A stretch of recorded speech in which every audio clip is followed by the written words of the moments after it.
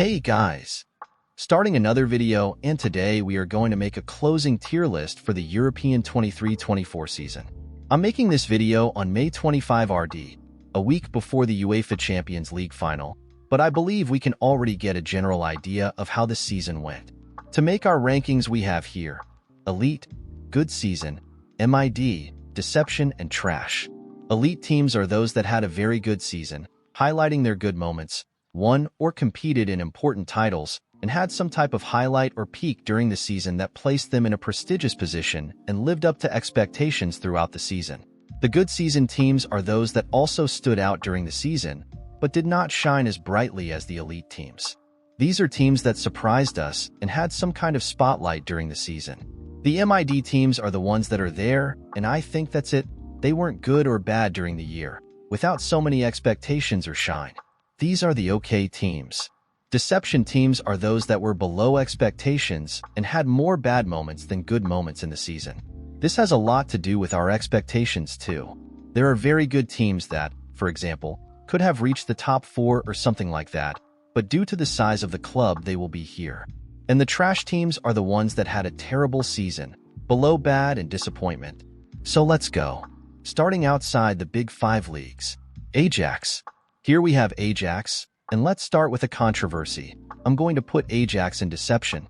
After a 22-23 season below Ajax, finishing 3rd in the Eredivisie, the biggest Dutch club started the current season very badly, but very badly. I don't know if you remember, but while PSV beat everyone, the Ajax were fighting against the relegation zone, and it was like that for a good part of the season. They didn't manage to win any title during the season, just secure a place in the Conference League, if I'm not mistaken. They were crushed by Aston Villa in the Conference League, and for a team the size of Ajax, to end the season like this is a huge disappointment. And remembering here, there's no way I can talk about all the teams of the season, but let's talk about the most talked about and relevant ones of the year. Feyenoord did well okay, so let's go to mid. They finished 2nd in the Eredivisie, won the Dutch Cup, but that's not enough for the current national champion. That's what we always say about the level of confrontation. Feyenoord had a very good season last season, but when they played in a competition like the Champions League, which has a much higher level, they didn't go beyond the group stage, in a group until viable, with Atletico de Madrid, Lazio, and Celtic. PSV had a spectacular season. Many talk about Bayer Leverkusen for winning the Bundesliga undefeated, but PSV almost achieved that feat in a national league. They won the Eredivisie, with just 1 defeat in 34 matches, reached the Dutch Cup final, and managed to reach the round of 16 of the UEFA Champions League, losing to Borussia Dortmund. I think it's possible to put PSV in good season. Now let's go to the Portuguese. Benfica made some good signings at the start of the season, including world champion Di Maria.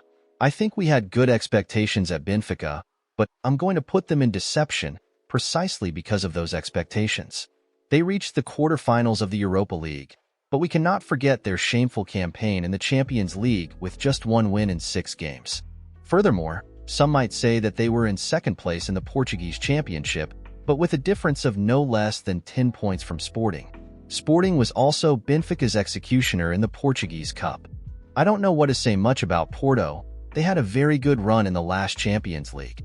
This season they also did well, even beating Arsenal, a team that many considered one of the favorites of the year. Unfortunately for the fans, they lost on penalties, secured a place in the Europa League, finishing 3rd in the league, and reached the final of their country's cup, losing to a ruthless Sporting. This is contradictory. Even without titles, I will place them 1 position above Benfica in the MID, as they had a more regular season and even did well in European-level clashes. Now let's talk about the champion of the Liga, Portugal. Sporting had a spectacular season. They managed to compete well in all the competitions they participated in and, given the limits of their level of confrontation, they managed to dominate in their country and only lost to the current champion Europa League. They had a 10-point gap to 2nd place in the league, winning classics and several important clashes, and they have one of the revelations of the season in their hands, the young striker Gyökeres. What a special player the Portuguese club has in their hands. For that reason, I'm going to put him in elite. Now let's go to Ligue 1. That league that no one will follow now that Mbappe has left there. It's even difficult to talk about Ligue 1, as it seems like it lives in a loop. Year after year, some random teams arrive in the UEFA Champions League. Some teams are relegated, and in the end, PSG wins without any difficulty. Lens, for example, managed to reach the group stage last season and ended the current season in 7th place, without any highlights. Let's talk about the only relevant team at European level today. Everyone wanted to see what PSG's season would be like, without Messi, without Neymar, and with Kylian Mbappe taking over the club's leading role. I'm going to put PSG in good season. Taking into account the team's changes compared to last season, and the big names that left too, we can say that PSG had a good season. They once again managed to reach the semi-finals of a Champions League, passing through the most difficult group of the season, with Dortmund, Newcastle, and Milan.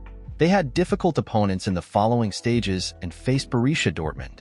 They won the national title, as usual, and as I am recording this video on May 23rd, the French Cup final against Lyon has not yet taken place, but I believe that this game will not change much in the general panorama of the Lyon season. Now let's talk about Italy. Let's start here with our Italian underdog, Bologna. What a season Bologna had. I always think Serie A is a very difficult championship. There are always several teams with history, weight, and potential here. Who in their right mind would bet that humble Bologna would reach the next UEFA Champions League? This was really absurd, a great positive surprise. The work that Thiago Motta did was spectacular, and many bigger clubs are already keeping an eye on the coach. Let's put Bologna in good season. And comment below if you would also like to see a tier list just for players. It would be very interesting to do too. Now let's talk about one of the disappointments of the year for me, Napoli. Champion of the last season of the championship, with an incredible and unlikely duo formed by a Georgian and a Nigerian. An extremely solid team that reached the quarterfinals of the last Champions League. How can a team like this end the season 10th in the league, without any title, when they kept almost the same squad as last season? I know that the work done by Spalletti was something out of this world, but due to the expectations created, there is no way not to put Napoli somewhere other than deception. The greatest Italian champion at national level, which a few years ago transformed Serie A into a farmers' league. They had a season okay, let's put it in mid. They won the Coppa Italia against Atalanta, a game in which there was all that confusion that culminated in Allegri's dismissal. They managed to secure a place in the Champions League, and basically that was Juventus here. No major highlights, but no major failures during the season. Nothing more than okay. A similar situation with Juventus. We expect a lot from Milan. This season was below the last two, even with second place in the national championship. They came out in the first phase of the Champions League, in that extremely difficult group, but we have to emphasize, we are talking about Milan, the second biggest European champion. So, indeed, Milan were a disappointment. Atalanta. And what to say about Atalanta? Atalanta has been gaining more prominence over the last few years, managing to reach European competitions and being an annoying team for the biggest teams in the country. At national level, Atalanta was okay. They managed to finish 5th, securing a place in the UEFA Champions League, and also achieved the incredible feat of beating Bayer Leverkusen in the UEFA Europa League final. That was huge. Leverkusen only lost once all season. Many tried, but only Atalanta managed it and did it with great merit, with an absurd performance from the Nigerian lookman and making the German team look like an ordinary team. That was absurd. That's why I'm going to put Atalanta in elite. Now we have Internazionale. They had an absurd season. They arrived as favorites in the UEFA Champions League. I think that was Inter's biggest disappointment this season, leaving so early in a very complicated game against Atletico de Madrid. But in relation to the National League, it was something spectacular, and Inter's campaign is even curious, as they lost twice to Sassuolo, a team that was relegated to Italy's second division. I think I can put Inter in elite. Despite the defeat in the Champions League, they had one of the best campaigns in recent years and are extremely strong for next season. Now let's go to Germany, our beloved Bundesliga, one of the best leagues in terms of entertainment. In particular, it is very difficult to talk about Borussia Dortmund in this video. I'm a Dortmund fan, and I'm recording this before the final at Wembley. Dortmund had an unstable Bundesliga, managed to get a place in the next Champions League only due to the new format that offers 5 places for German teams, did not lose any of the clashes with champion Bayer Leverkusen, achieved the incredible feat of beating Bayern Munich at the Allianz Arena, something I couldn't do 10 years ago. However, like every Dortmund season, there were several ups and downs, defeats to teams at the bottom of the table, many draws. I think Dortmund's biggest highlight of the season was the Champions League. After the group draw, when we saw the group of death, many newspapers placed Dortmund in last place in the group formed by PSG, Newcastle, and Milan. To the surprise of many, including myself, Dortmund were not only leaders, but also finalists in Europe's biggest club competition. It's an atypical season. Dortmund is in the Champions League final, and since that's the goal of every European club, I think I can put it in elite. Bro, what bad luck Harry Kane brought to Bayern will go down in the history books. Bayern was on a run of several consecutive Bundesliga titles. They hired a world-class striker, who delivered no less than 36 goals, was the best player in terms of scores in the championship, and even then it wasn't enough. This is absurd. There was a meme to see which was the greater force. Koeman, who never lost a national title, or Harry Kane, who never won. And now we have our answer. Bayern competed all season but missed out on every possible title. Nothing fairer than putting them in deception. They were eliminated by Saarbrücken from Germany's third division in the DFB Pokal, lost the Bundesliga title to the ruthless Leverkusen and, with all their merits, managed to reach the Champions League semi-final, losing to Real Madrid. It wasn't a bad campaign. They lost due to details, the weight of the shirt, and the pact that Real Madrid have in this competition. However, given the size of Bayern Munich, not winning a single title in a year is disappointing. Now let's get to the surprises. Initially, we need to talk about Stuttgart's season. What a season Stuttgart had. I'll try to put the table here for you. It's actually unusual to see that. Bayern in third place. This photo will be worth a lot in a few years. In fact, one of the games that killed the championship was precisely Stuttgart's clash against Bayern Munich, in which Stuttgart won 3-1, with a relentless performance against the giant. It is also worth highlighting the individual season of Senior Guirassy, who scored 28 goals in the competition and would most likely fight for top scorer if he had not suffered an injury in the middle of the season. So let's put Stuttgart in good season. Bayer Leverkusen. I think you already know Bayer Leverkusen's place in this ranking. There is no way to place the team anywhere other than the elite. Bayer broke a meme, left behind the nickname Neverkusen, and became Neverlusen. Yes, they lost the Europa League final to the good Atlanta team. I think this title could crown a perfect season, as I think it is unlikely that they will lose the DFB Pokal final against Kaiserslautern. However, what Xabi Alonso's team did this season was something surreal, the longest undefeated streak of a European team, winning the Bundesliga undefeated, with the second highest score in history. In addition to the collective, there are several prominent names that will be heavily harassed by European giants, such as Frimpong, Grimaldo, Wirtz, the team's highlight, Boniface, among several other important names. That's it. We have to respect Leverkusen. Now let's go to LA Liga. Atletico had an okay season. I think nothing would define Simeone's team's year more than okay. They didn't win anything. They guaranteed their place in the Champions League. It's difficult to talk about Atletico de Madrid, as they always have a good team. But it is extremely difficult to compete with Real Madrid and Barcelona. Let's put Atletico in MID, as it was a season that represents what Atletico generally is. It is among the first, but always loses to Madrid and Barcelona. Just highlighting here the season of Antoine Griezmann. What a player. One of the most beautiful love stories in football. He had a wonderful individual season and deserves this mention. For Barcelona, we will use the same argument as Bayern Munich. We're not talking about just any club. We're talking about a 5-time European champion team of global relevance, the second biggest club in its country. Yes, I know that Barcelona is going through a restructuring process, but it remains Barcelona.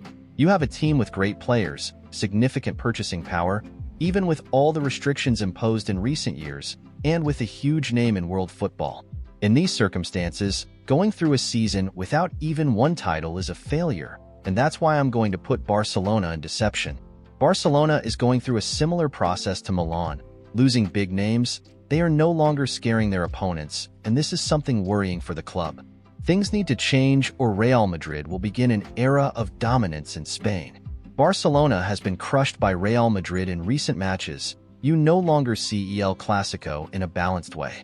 Real Madrid runs and Barcelona walks, and this gives us a projection of the near future. The great sensation of the Spanish season, the Spanish Arsenal. As I said in another video, it is very difficult to compete against giants in your countries. Real Madrid's bench would make for a competitive team. Girona will be in good season. They made a very good start to the season.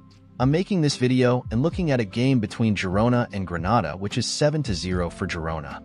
This team is absurd, well-trained, several prominent names such as Savinho, Yenkudo, and the championship's top scorer so far, Dopic. A common thing in teams called underdog is that at some point their breath runs out, and this is something that does not happen with teams that have more complete squads and are used to being in this situation, facing, for example, the so-called early finals. They lost, by a huge margin, the 2 games against Real Madrid, one of them with a magnificent performance from Vinicius Jr., who to this day terrifies Yenkudo in his deepest dreams. They won both games against Barcelona, incredibly, by the same score of 4-2, but in the end it was no use. It was a very good season. No one would have thought that, at the beginning of the season, Girona would go to the Champions League. But football is sensational and allows these things to happen. Athletic Club. Before talking about Real Madrid, we need to make an honorable mention of Athletic, a Basque club that, very attached to its traditions, with solid work over the years, managed to win the Copa del Rey, with emphasis on the Williams brothers, who were the names of the club's final and season. Let's stay in good season. And before I forget, we have Real Sociedad. I want to talk specifically about Real Sociedad because of the expectations generated at the club last season, in which the team had a great season and managed to reach the UEFA Champions League. We can say that Real Sociedad was a disappointment for me, but in general terms it was a season as expected for the team, and they had a good campaign in the Champions League, in a relatively difficult group with Inter, Benfica, and Salzburg. They advanced and then felt the weight of the competition. This season they reached the semi-finals of the Copa del Rey and are in the next Europa League, if I'm not mistaken. You can say it's a biased opinion, but I'm going to put the team in deception because I really expected more, especially at national level. I think there is no doubt about what Real Madrid's place will be. Pointing out, I'm recording this video before the Champions League final, but using the same argument I used with Borussia Dortmund. Reaching the Champions League final is the goal of every European club, and here we are again. Real Madrid arrives in the final with huge favoritism against Dortmund. They went through a very difficult path against Leipzig, which many forget was an extremely complicated game in Germany, in which Lunin saved the white team, and later against Manchester City and Bayern Munich. There's nothing to say, Real Madrid is the biggest team in this competition and it never dies. It was like that against City, against Bayern, and against Leipzig. There's a specific point I want to comment on. Real Madrid didn't feel the goal they conceded against Bayern. I think that says a little about the club's aura. They played believing they were going to win from the beginning, and even though they conceded the goal, they continued to play the same way. The mentality of this team is something surreal. I am a psychologist by training and I intend to make a video on this particular aspect later. Returning, in addition to reaching the final of the UEFA Champions League, Real Madrid won La Liga with a certain advantage over their competitors, humiliating them when necessary, and could reach their 15th Champions League victory. Once again, Real is in the elite. Now let's go to the Premier League. I would like to start by talking about Newcastle because due to last season, a lot of investment, good players, a lot of expectations were placed on the team and, unfortunately, they were not met. So, for me, I will put the club in deception. At the beginning of the season, I even remember many people saying that Newcastle were one of the favorites to advance to the Champions League, but finished in last place. He didn't get a place in any European competition and ended the season with nothing.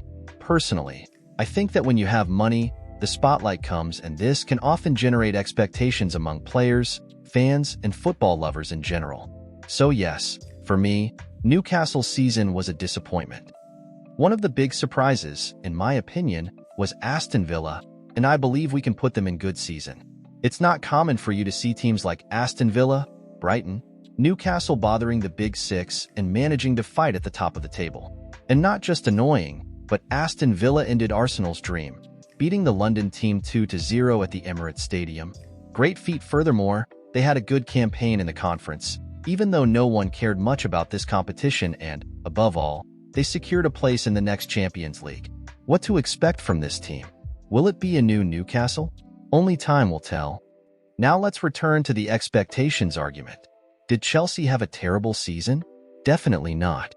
But we are talking about a team that won the Champions League in the last 5 years, that distributed money to the world, with a billion-dollar investment in several players, and of extreme national relevance. Yes, my friends, Chelsea is in deception. I remember a meme I saw last year jokingly saying that Chelsea would marry 10th place, and that sums up Chelsea's year well. Yes, they managed to put together a good run at the end of the Premier League, but I repeat the argument. It is a billion-dollar team that will only compete in the Conference League. For those who disagree, I want you to answer me. If I gave €1 billion to your favorite team, would you be satisfied if it simply didn't win anything and finished the championship in 6th place? I don't have much more to say about this. Unlike Chelsea, no one expects anything from Tottenham.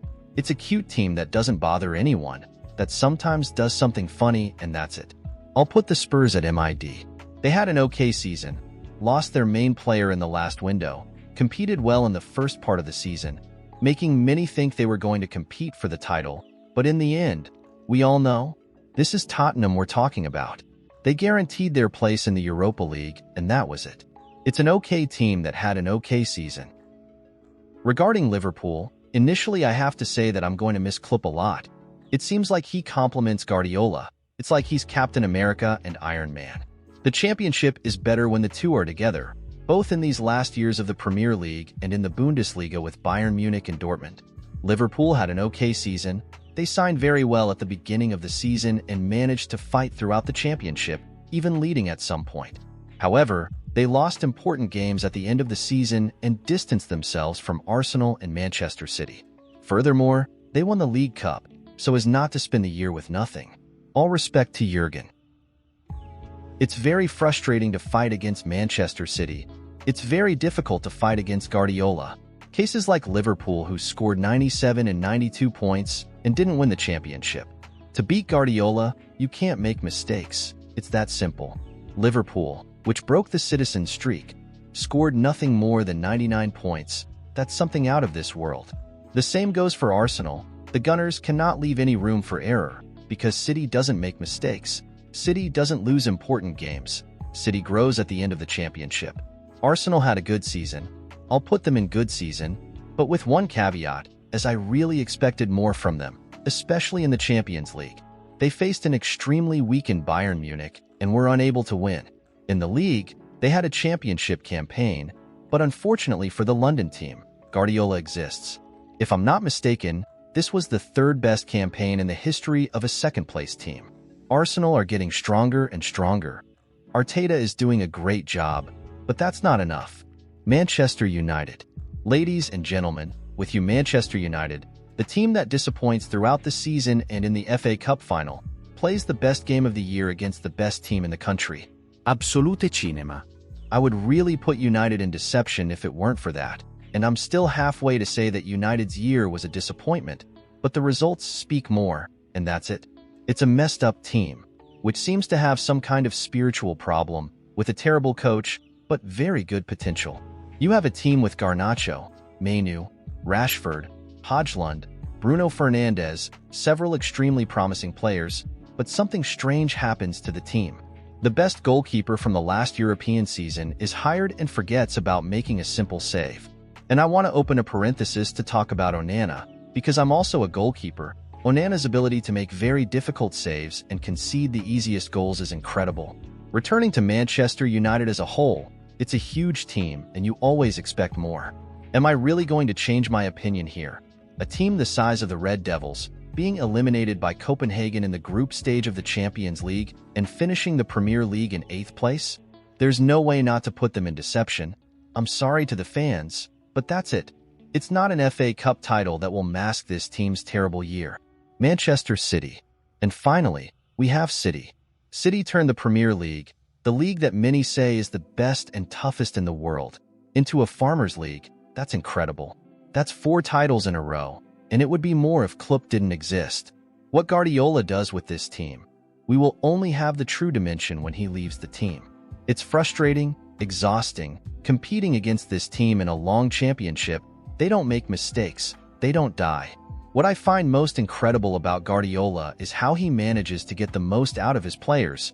They play at the ceiling of their capabilities. The Champions League is something else. Last season's champions, This competition is very complex, and it's difficult to think that a club will win it twice in a row. They arrived as favorites and lost to the owner of the competition in a confrontation that could have had a very different result. There's no way not to put City in the elite. And that's it, guys. I'm thinking about making a tier list of season expectations to analyze what we can expect from the next European season, but only when the transfer window closes. Leave your opinions in the comments. I believe not everyone will agree, but that's it. Thank you, and see you later.